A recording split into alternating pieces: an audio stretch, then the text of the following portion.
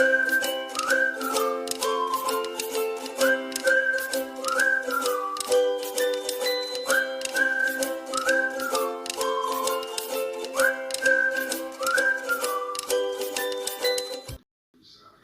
hello. Jeff with Trucknick Adventures. Guess what's for dinner?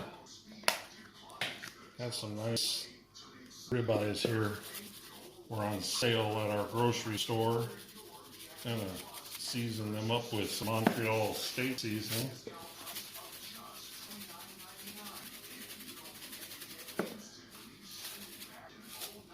And we are gonna have a nice little barbecue day.